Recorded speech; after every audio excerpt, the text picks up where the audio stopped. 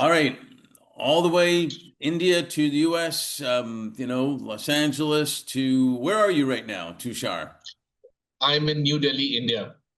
Cool. Well, welcome to the Leader Who Cares series. I think people are going to realize that there is a reason you're on this because you're going to show them you really are a leader who cares. And I hope to. we were just talking about how you really can't overcare, and overcaring is way better than undercaring at the end of the day. Absolutely. So, thank you for being here. And I just have to clarify this next question for men, especially because I asked them if they can introduce themselves, and a lot of times the first thing they say is, "My job is, my title is, my this and that, and whatever." And well, we'll get to that in a minute, but just tell us where you're from originally, where you are now. You just say Delhi. Whatever you feel comfortable telling us about your family, siblings, maybe even something you've never told anybody you want to reveal to the world now. That's always interesting. But who is Tushar? Well, I am a very simple and very happy-go-lucky, light-hearted kind of a guy who doesn't think about much about what happened yesterday. And I just live in the moment. And since college, I was always trying to light up the room. And even if that meant, people saw me as a comic, as a comedy guy, but I never bothered. I said, let us have fun, and that's how I have always been. And life taught me some lessons. Some things you have to really not cross some red lines, and so I learned. And sometimes I paid a heavy price for my lightheartedness, but I was a singer in college, singer in school, and that is how my life is. I take it one day at a time. I have made some mistakes. I have had some losses. I've had some bad times, but end of the day, I've always bounced back because I didn't take anything too seriously, and that is how I am. And I love talking to people. I love doing podcasts. I love doing talks. And my last podcast, the YouTube shorts of those across 10 million views. So Um, that, that, you that, know, that was totally unplanned. We just recorded a day and we were talking about anything and everything, and suddenly it crossed 10 million views. So I guess well, people like that spontaneous. I'll probably have to find you a Hollywood agent, I guess, after this, maybe to, it'll be the story of Tushar, part one or Yeah, something. Do you have, they'll they'll make me a they'll make me a techie in that, a computer engineer from India. do you have family? Oh, sorry. Yeah. My wife, she has been a career investment banker, uh, 20 plus years. She's the youngest vice president in the history of a company called SBI Capital, which is a subsidiary of the largest public sector bank in India.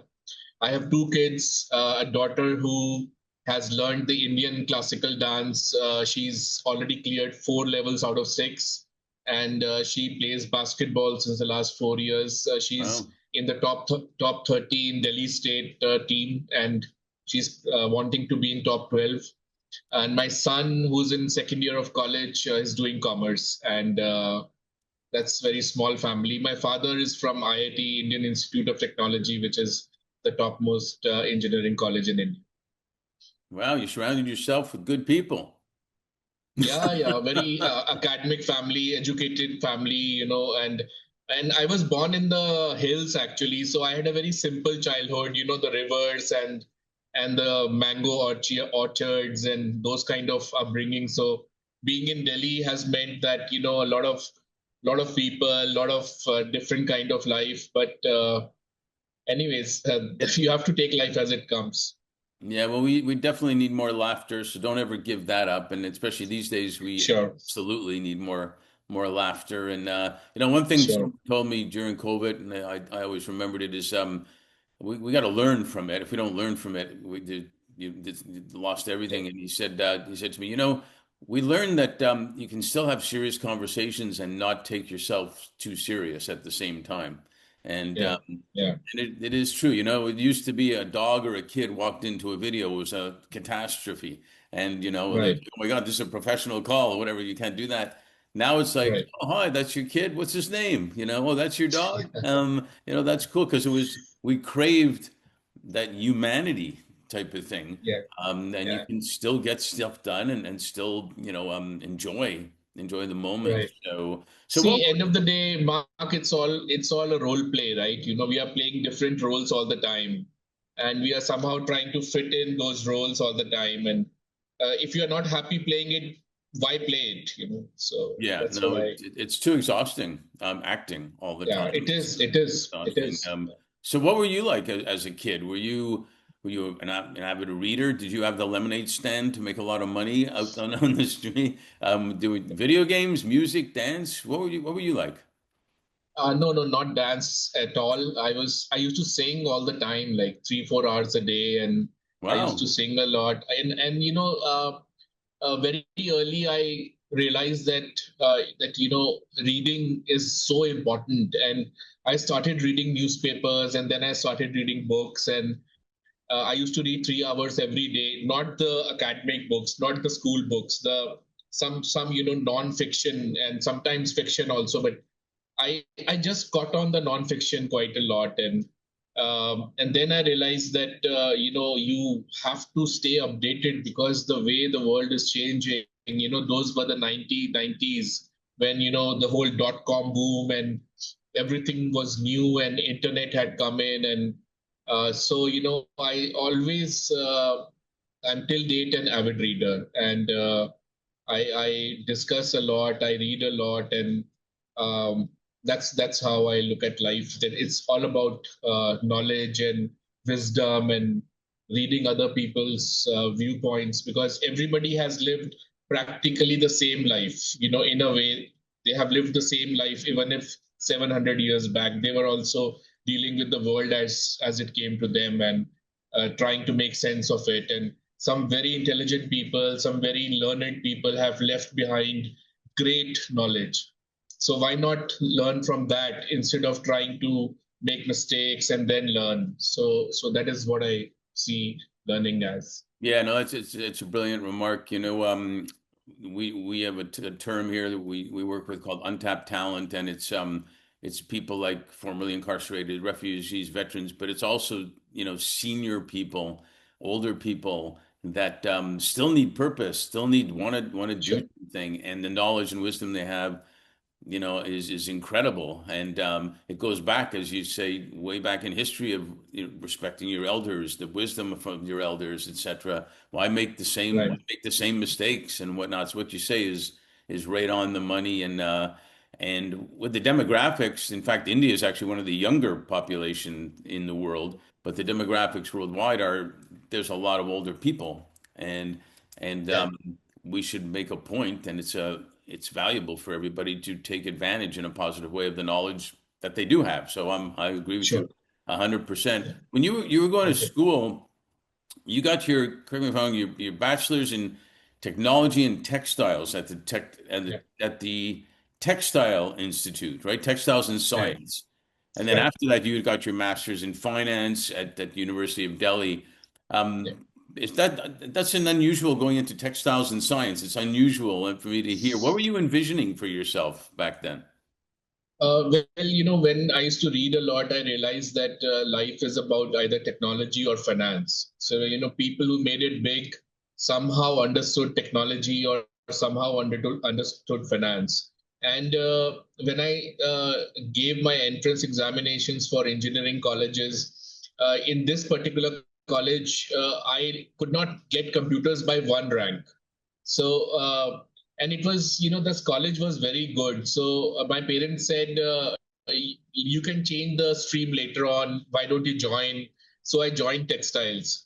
And, all those computer guys in my batch, they are CEOs in the US, and they all made it big because that was a dot-com boom, and, they all were there at the right time. But later on, I said, okay, either I should do a post graduation in technology, IT, or I should do in finance, because I had chosen these two things. And just by chance, I cleared the MBA for IT in Indian Institute of Technology, which was the best in India, but I Yep. could not clear the interview.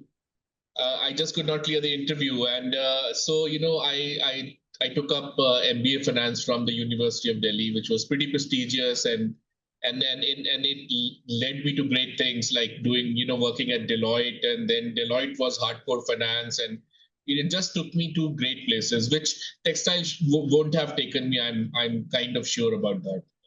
Well, you know, if you do enough podcasts, you'll know how to do the interview from now on. So whatever. But, you know, it's interesting. You mentioned your experiences, and you know, when we founded our firm, we founded on the premise that leaders in their organizations will always do better when they're doing good at the same time. Do better in their business, Right. do better in their lives, and whatnot. And I found it interesting your background because you were involved in a tech education company and a successful exit. But to your point, you also said you had the experiences in Deloitte and Guggenheim and Bennett Coleman. I mean, real name players and a diversity of experiences. Can you share, you know, any experiences that stood out for you and maybe what the common element was that made them economically successful but also socially impactful? Yeah, thank you so much, Mark, for that question. So, when I started my education institute, there were hardly any institutes in my side of the town. So for me, it was a very new experience, and for students also, they were used to studying from individual tutors and not from a company which came with the whole package. And so, for me, it was a lot of learning. Frankly, I could have done better in that because I was always focused on the well-being of the students, even if it meant providing them extra classes where I was not getting paid extra, even if it meant me addressing them, from my own time, motivating them and getting them the best mentors to, talk to them. But I always did that. I never compromised on what we delivered to the students, and that is why we were able to exit that particular business in 2006 at a fairly good valuation. These were not the times of venture capital or private equity, so we got a fairly good valuation for our business. And post that, I have been part of Deloitte, where I actually learned hardcore finance. The sheets and the models, the financial models, and it was really amazing. Very, very very stressed out kind of culture, but the learning curve was really good. And later on at Guggenheim Partners own company, where I was the CFO, and it was really amazing. And in between, I was at Bennett Coleman's VC fund, which was the largest VC fund in India by the number of deals. Yeah. So we had a very hectic calendar, just keep on investing, keep on investing. So, term sheets came left, right, and center. And so everything and I was very lucky, Mark. I was very lucky because Deloitte took me after I had a 6-year business experience. And then the Times of India VC guys took me.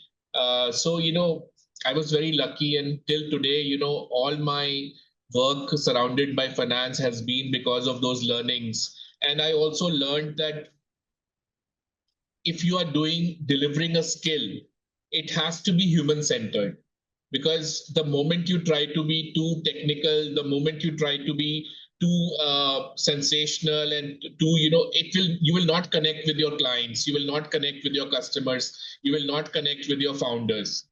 It has to be within a certain human centric, impact bound, which is beneficial and truly sustainable. So, that is what I learned after. Like my boss used to tell me, Tushar, don't hit the founder with your valuation. End of the day, we have to see what is in his mind, and we have to come to a mutual agreement about that. So, the numbers are not there to scare people. So That's that is how I brilliant. learned about.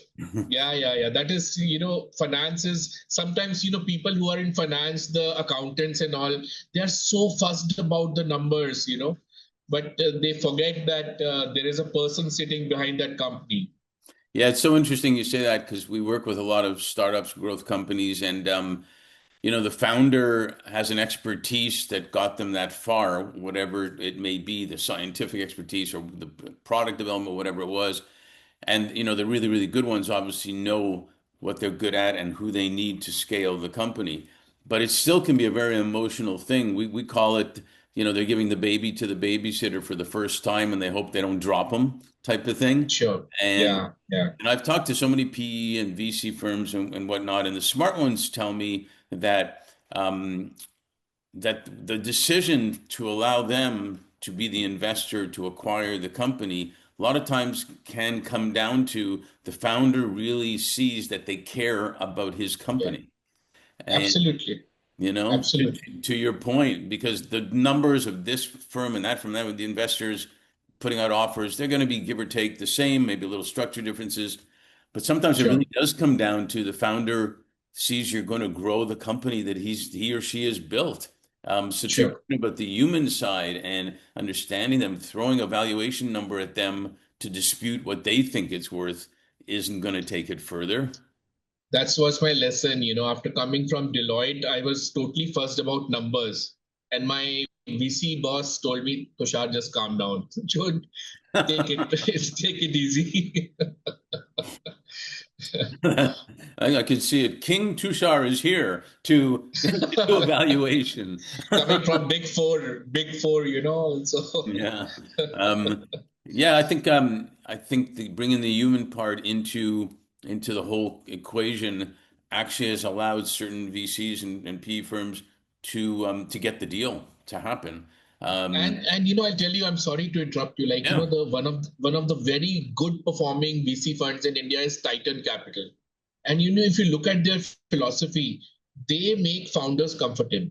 And because the founders are comfortable, most of the good ones end up giving them equity.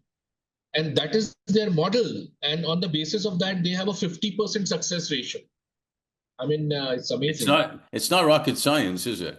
They do say that the reason startups, one of the biggest reasons startups fail is not just revenue or funding, it's conflict either between the founders or between the founders and the Yeah, investors, absolutely. where they don't need to have conflict. And the program that a lot of them have been recommended to that we recommend too is called Nonflict.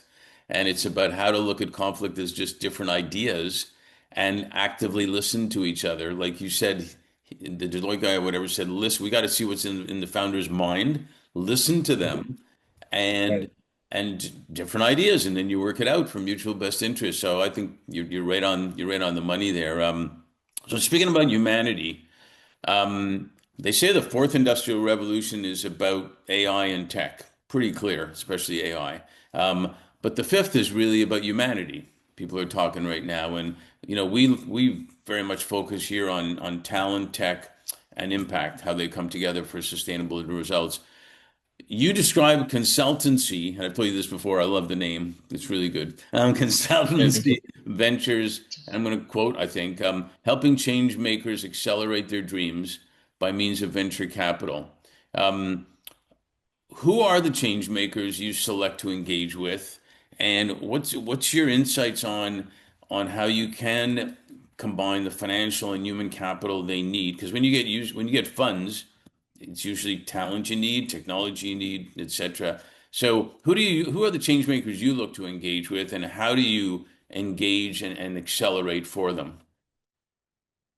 Uh, Thank you, Mark. The change makers we associate with the founders who are building scalable companies in climate tech, fintech, ed tech, and so on. The first generation entrepreneurs may be from small towns, tier two, tier three, and specifically women-led and youth-led startups with which are purpose-driven.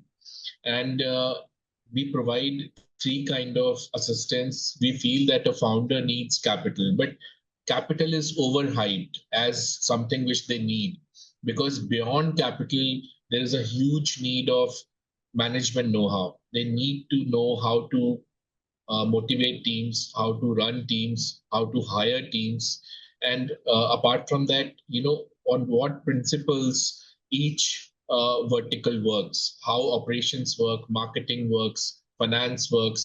That is why we always say that we are a knowledge-driven company, which is founder-focused. And there, apart from that, you have to also make them realize that although profits is what guides a business success, but in today's times, a company is seen in many different ways. And if a company is just about profits, most of its stakeholders will not appreciate uh, why they are working with the company, why they are part of the team there. Even the government and the other stakeholders will not like working with the company. So we make them conscious about that. There is something called conscious capital. There is something called conscious teams, and conscious about the environment, about social impact, as well as corporate governance. And since we do this with startups and startup founders and also VC funds and investors, it all adds up because they then further on do conscious, uh, consciously additive and better things with their customers, and they leave an impact on the ground. This Yeah. is how we And, work. And yeah, sorry to interrupt. It's very Canadian to say that, by the way. Sorry to interrupt. We do that all the time. But especially with younger next gen investors and entrepreneurs, they're they're different. I find them different than before. They do want to make money. There's no doubt they want to make money, yeah, and it's a good thing to make money. It's not a bad thing, but they also don't just want a job of making money. yeah. They want to have experiences, which is different than years of experience. They want actual experiences, and they want to make an impact while they make money. And I think you're right on the money. No pun intended. I think you're right on the money in the sense that their business will be more successful if they really care about making an impact. Definitely. And, look at the legacy groups in India, the business groups. The Tata Group is, there are many studies which say that it is the most respected. And, the Tata Group is so huge, Mm. and its holding companies' shares are in the hands of a philanthropy trust. Hmm. And, they don't leave out employees easily. They care about the employees. They pay their taxes in time. They create very conscious brands. And the evidence is out there. And we love when in this whole process startups come and do something which is so beneficial, like 3D printed affordable prosthetics. Now, if you know about prosthetics, the size is always an issue because everybody has different human dimensions. So, Hmm. having 3D printed affordable prosthetics, like in India, in the temples, we light incense, and most of the times, a lot of the incense gets wasted. So there is a startup which converts temple waste to incense, and already raised $300,000. Wow. Like the internet is huge in India. We have very good availability of 5G, but still there are 250 million people without internet. Yeah. And there is a startup which is creating banking on the SMS offline, and they have already started doing it. So things like that, which for example, plastics is a big issue. Microplastics Yeah. is becoming big. So we have a company which creates bags through jute. Jute is easy to grow, and in India, the soil supports it as well. So all these, when we see these kind of things coming in, it really gives us a lot of happiness. Yeah, and it's so great to hear that because we've got to get internet and bandwidth to everybody because everybody has value. And as they say, who knows who's the person that's going to know the cure to this disease or that disease Absolutely. or whatever. It could be, whoever, Joe in the jungle somewhere that is Right. smart and knows it and wants to make a difference. And um, it's so important. And young people are thirsting to do that Yeah. type of stuff. Absolutely. And they understand that making money is good. And in fact, it's absolutely critical to be sustainable at the same time. So it's not Absolutely. not a bad thing. So speaking about entrepreneurs. AI is growing like faster than anybody, even though it's kind of been around for 20 years, but it's really being marketed now, big time AI. And entrepreneurs are always in a fast lane, especially tech entrepreneurs, because things change so fast. But now it's times 100. So today you could have the best thing in the world, and then tomorrow someone else ups it a little bit with some other technology. How do you coach? How do you engage? How do you find the entrepreneurs handling that? Because it can be overwhelming with things going that fast for an entrepreneur to make it. So how do you engage that way?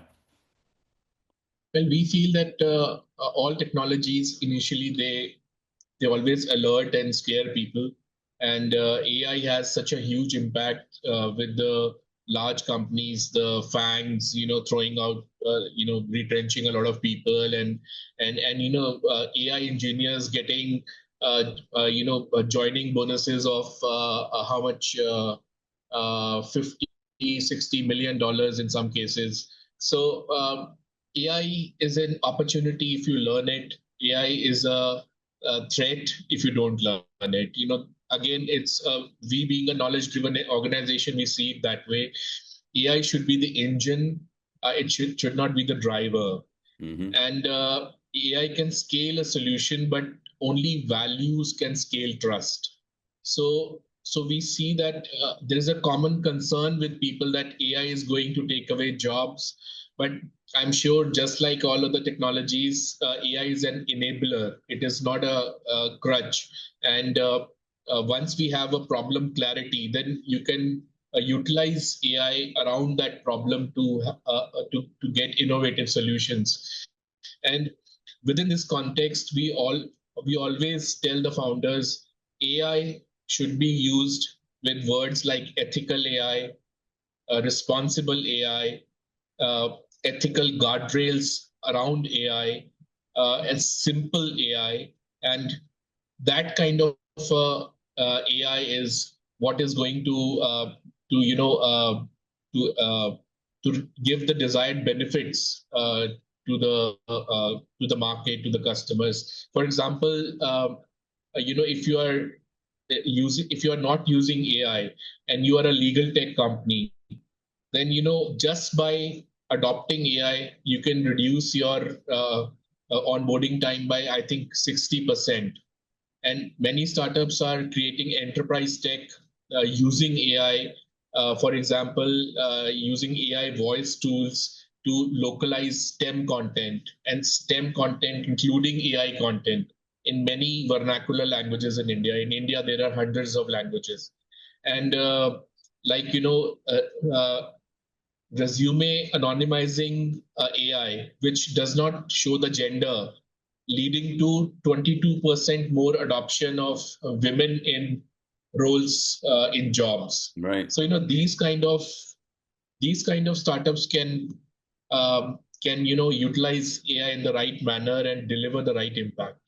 Yeah, I agree. I heard an interview really quick with the CEO founder of NVIDIA the other day, and he said Jensen, a yeah, lot of similar to what you're saying, but he also said, the great thing about it is the coding language now is English, not computer, but it's English yeah, or whatever English. language it is. You don't have to learn coding per se. You can just talk, and I think that's a big play too. Well, in Los Angeles, we always say that we should leave the audience wanting more so we can do a sequel because we're big on sequels in Los Angeles. And, Yeah, but I do have one more question for you. Um, sure, in 2021, a client told me he was talking about 2020, the pandemic and COVID. He said, that was the year. He says that was the year that went by, the year that flew by slowly. He said to me. sure. And very often in talking to so many people, it's like everybody feels like COVID was just yesterday and also years ago at the same time. And now we're already in 2025, which is amazing, the last half. And so things have moved fast. And with all that said, what are you most grateful for and what are you most hopeful for?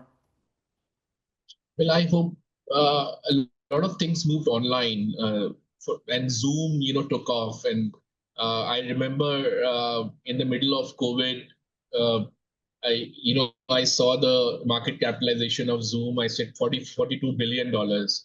And, before that, we were so used to the clunky Skype Mm.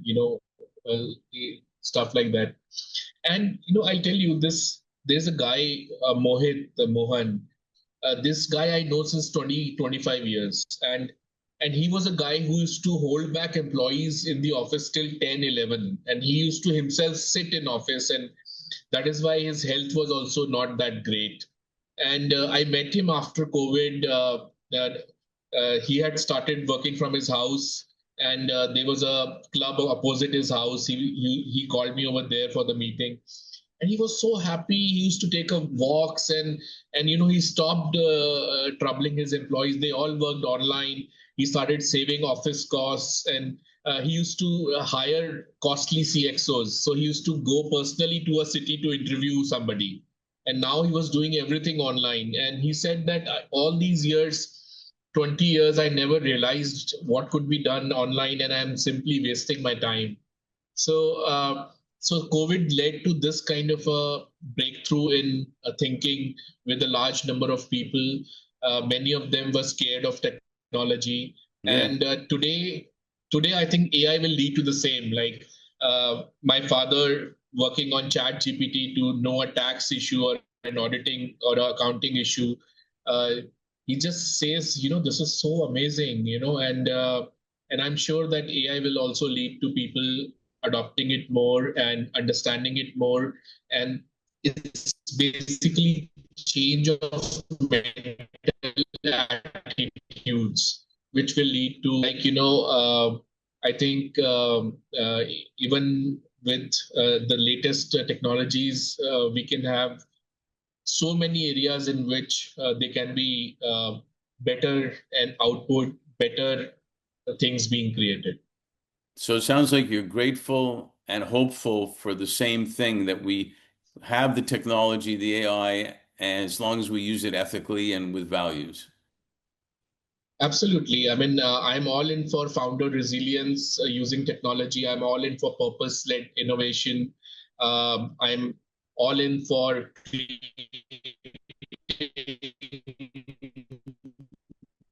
platforms using technology which are borderless and which can result in more diversified. Mhm. I'm all in for youth driven deep tech companies solving for the world.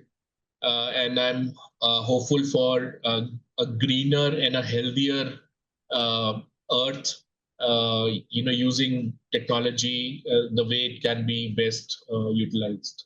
Well, it sounds like you're all in, is what it sounds like. You're all in for it all. Hey, I'm grateful. I'm Yeah, grateful for a new friend, which is you, and that you are a leader thank who you. But cares. likewise, Yeah, which I really appreciate that you are a leader who cares, and I'm actually hopeful for the same thing because I think the more we have leaders that do oh, care about definitely, Mark. I remember the first time we spoke, I just connected instantly. I said, I just like this guy. I just love this guy. And, we connect beautifully. And I think it's because of shared values as well. Yeah, I agree. Well, keep making a difference, keep being a leader who cares, and Thank you. thanks for sharing with us. Thank you so much, Mark. Thank you.